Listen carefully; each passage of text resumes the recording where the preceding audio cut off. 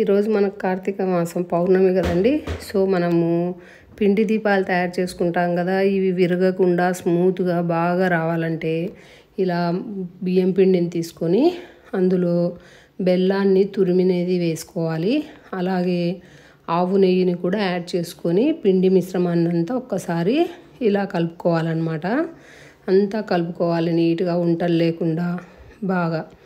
దాంట్లోకి మనము ఆవు పాలు దొరికితే ఆవు పాలు, లేదు అంటే ప్యాకెట్ ఆవు పాలు అయినా పర్లేదు, పచ్చివే అనమాట, వేసేసి స్మూత్గా కలుపుకోవాలి. మనం పూరి పిండి ఎలా తడుపుకుంటామో అలా అనమాట.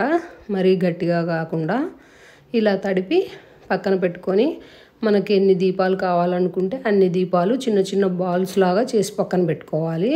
నేనైతే బాగా మర్దన చేస్తున్నా చూడండి. పిండిని చేతికి కొద్దిగా నెయ్యిని అప్లై చేసుకొని ఇలా బాల్స్ లాగా తయారు చేసుకోవాలి అన్నీ. ఎందుకంటే చేసేటప్పుడు మనకు ఫ్రీగా ఉంటుందన్నమాట. సో అందుకోసం అలా అన్నీ చేసుకొని కొద్దిగా ఎక్కువ క్వాంటిటీనే తీసుకోవాలి.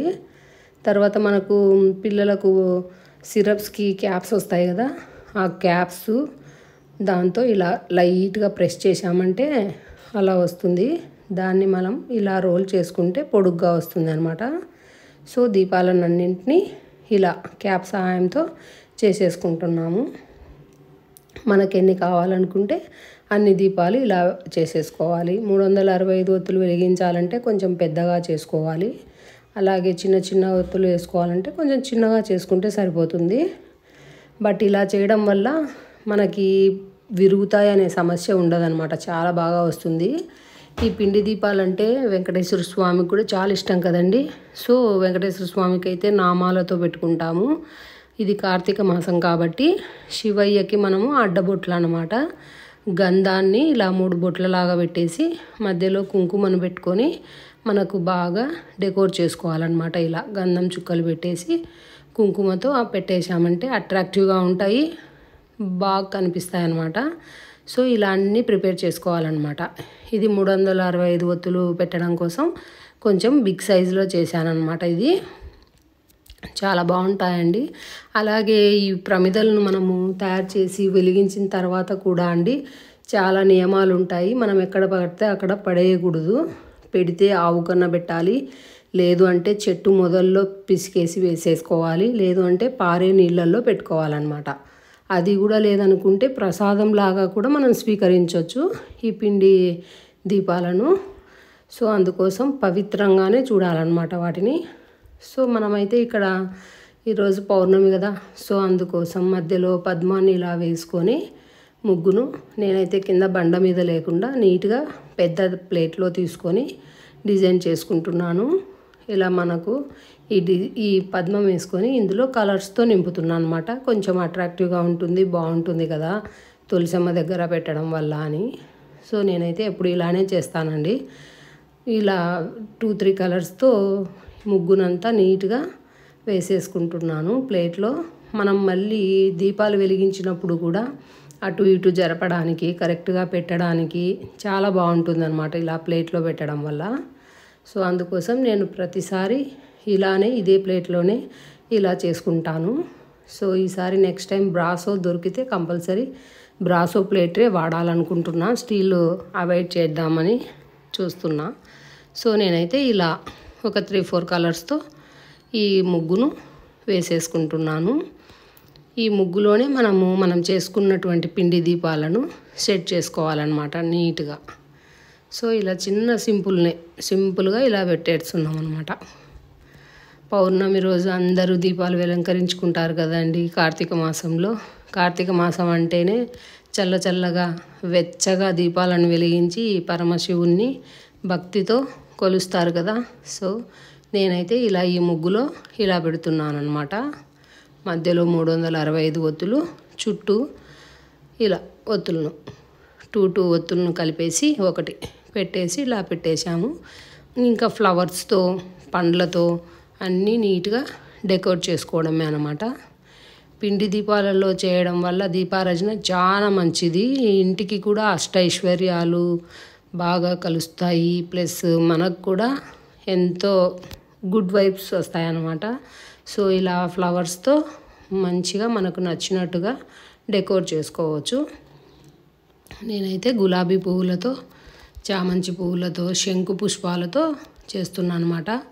పరమశివునికి శంకు పువ్వులు అంటే చాలా ఇష్టం కదండి, బ్లూ కలరు. సో అవి కూడా మనకు మన గార్డెన్లో మన పాట్స్లో ఉన్నాయి. సో ఈ కార్తీక మాసంలో శివునికి చాలా ఉపయోగపడతాయి అన్నమాట శంకు పువ్వులు. శివునికి ఉపయోగపడతాయి, ప్లస్ మన ఆరోగ్యానికి కూడా చాలా మంచిదండి శంకు పువ్వులు. శంకు పువ్వులతో టీ చేసుకోవచ్చు, రైస్ చేసుకోవచ్చు, చపాతీలో కలపచ్చు, ఇడ్లీ పిండిలో కూడా కలిపి చేసుకోవచ్చు అనమాట. సో ఇదైతే మన బాల్కనీలో ఇలా తులసి కోట ముందు ఇలా అలంకరించానమాట. ఈ 1 మంత్ అంతా ఇట్లా ఫెరీ లైట్స్తో డెకోర్ చేస్తాను అనమాట నేను గార్డెన్ని. చూడ్డానికి అట్రాక్టివ్గా చాలా బాగా అనిపిస్తుంది కళ్ళకు. సో గ్రీనరీ మధ్యలో అలా లైటింగ్స్ కూడా అలా పెడతానమాట. అక్కడక్కడ పక్షులు ఫీడర్స్ తినడానికి, వాటర్ పోయడానికి అలా హ్యాంగ్ చేస్తూ ఉంటా. బయటి ప్లేస్ కాబట్టి బాగా వస్తాయి ఉడతలు, అందుకు పిచ్చుకలు, హమ్మింగ్ బర్డ్స్ అన్నీ వస్తాయి. ఆ లాస్ట్ కుండీలో శంకు పుష్పం చెట్టు అండి, దానికే పూలు పూసేది. సో ఇంట్లో అయితే ఈవినింగ్ కూడా మనం ఇలా ఈశాన్యంలో అమ్మవారిని, ఆగ్నేయ మూలలో మనము అన్నపూర్ణాదేవికి ఇలా పూజ చేసుకుంటాము. అమ్మవారికి చేసిన తర్వాత మన దేవుని గుళ్ళో మన దుర్గమ్మ, కృష్ణయ్య ఉంటారు కదండి, ఆయన కూడా ఇలా చేసుకుంటాము. నేను ముందు వీడియోలో రుద్రాక్ష పూలను కుట్టడం చూపించాను కదండి, చూడండి పటాలకు వేస్తే ఎంత అందంగా ఉందో. అసలు ఆర్టిఫిషియల్ ఫ్లవర్స్ లాగా ఉంది కదండి మాల. ముత్యాల మధ్యలో రుద్రాక్ష పూలు ఎలా ఉన్నాయండి పటాలకు. సో ఇవి మనం అలానే జాగ్రత్తగా ఉపయోగించుకోవచ్చు అనమాట మళ్ళీ. సో ఇక్కడైతే మన దీపాలన్నీ మా పిల్లలు వెలిగించేశారు.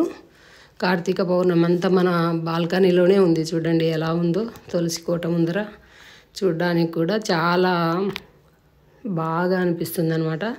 సో మనం ఎంత దీపారాధన చేసుకుంటే అంత మనశ్శాంతిగా ఉంటుంది. తులసమ్మ కూడా ముద్దుగా నీట్గా పెరుగుతుంది అనమాట. సో మనం కొంచెం కేర్ తీసుకుంటే చెట్లు అనేటివి కూడా బాగా పెరుగుతాయి అన్నమాట. పచ్చగా ఉంటే ఇండ్లు ఎనీ టైం మంచిగా అనిపిస్తుంది. అలా చెట్ల ముందర కూసుకుంటే కూడా మనకి ఎంతో హ్యాపీగా అనిపిస్తుంది అనమాట. సో ఈరోజైతే మన కార్తీక పౌర్ణమి దీపారాధన ప్లస్ అలంకరణ ఎలా చేసుకోవాలి అన్నీ చేసేసాం కదా. సో మీకు కూడా ఇలానే చేసుకోవాలనుకుంటే ఒక్కసారి ఈ వీడియో చూసి మీరు కూడా చేసేయండి. ఎలా ఉందో తప్పకుండా నాకు కామెంట్ సెక్షన్లో చెప్పడం మర్చిపోవద్దండి. బట్ కామెంట్ సెక్షన్లో మంచిగానే చెప్పండి అన్నీ.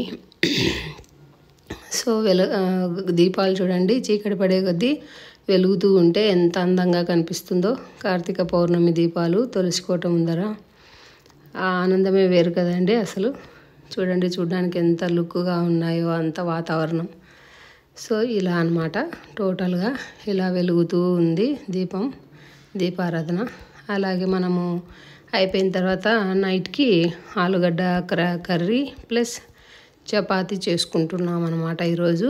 చపాతీలు కూడా మీకు బాగా స్మూత్గా రావాలంటే నెక్స్ట్ వీడియోలో నేను షేర్ చేస్తాను తప్పకుండా. చాలా స్మూత్గా వస్తాయండి అసలు.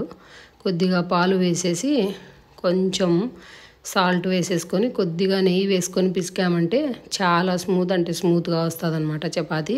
సింగిల్గా చేసినా బాగా వస్తుంది, డబల్ వేసుకున్నా బాగుంటుంది. సో అది కూడా షేర్ చేస్తా తప్పకుండా. అందరికీ మరొక్కసారి కార్తీక పౌర్ణమి శుభాకాంక్షలు అండి. ఇదనమాట కార్తీక పౌర్ణమి రోజు నా వ్లాగు. సో మీకు కూడా నచ్చిందని ఆశిస్తున్నాను. తప్పకుండా అందరూ ఆదరిస్తారని ఆశిస్తున్నాను. అలాగే మరొక్కసారి కార్తీక పౌర్ణమి శుభాకాంక్షలు. థ్యాంక్స్ ఫర్ వాచింగ్ అండి.